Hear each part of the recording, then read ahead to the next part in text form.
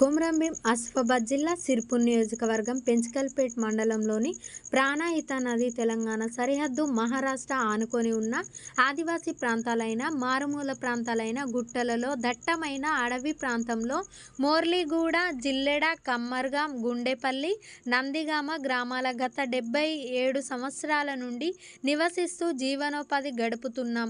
రాజకీయ నాయకులు మారినా, పార్టీలు మారినా అభివృద్ధిలో మార్పు రావడం లేదని, స్వాతంత్రం వచ్చి రానట్లుందని, ఓట్ల మీద ఉన్న ప్రేమ ప్రజలపై లేదని, మాకు ప్రభుత్వం, ప్రజాప్రతినిధులు రోడ్లు, విద్య, వైద్య సదుపాయాలు కల్పించడంలో నిర్లక్ష్యం వహిస్తున్నారు. గత 2-3 రోజుల నుండి కురుస్తున్న వర్షానికి బర్రెలు, వాగులు ఉప్పొంగి లోతట్టు ప్రాంతాలు జల దిగ్బంధంలో చిక్కుకున్నాయి.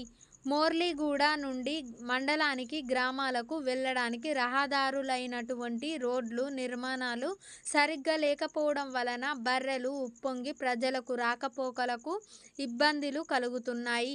అత్యవసర పరిస్థితుల్లో అంబులెన్సులు, ఇతర ప్రైవేట్ వాహనాలు వెళ్లడానికి వీలు లేకుండా రోడ్లు మొత్తం చెడిపోయి జల దిగ్బంధంలో చిక్కుకున్నాయి.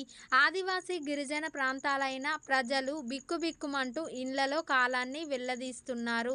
నదీ పరివాహిక వల్ల దాదాపు 400 ఎకరాలు పత్తి నష్టం వాటిల్లిందని ప్రభాకర్ సర్మిడి గ్రామస్తులతో కలిసి వెల్లడించి ఆవేదన వ్యక్తం చేశారు. ప్రభుత్వం వెంటనే స్పందించి తగు చర్యలను తీసుకొని సహాయాన్ని అందించాలని ప్రజలు కోరుతున్నారు.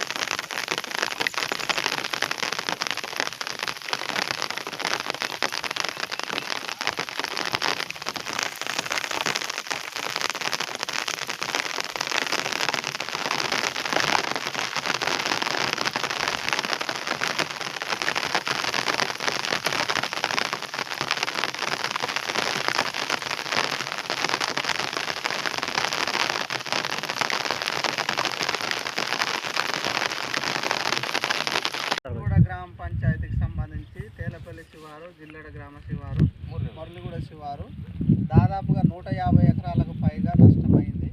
మొత్తం పత్తి పంట వేసిండు, పూర్తిగా మునిగిపోయింది. ఇంకా 2 గేట్లు తెరిచినట్టు సమాచారం అందింది మాకు.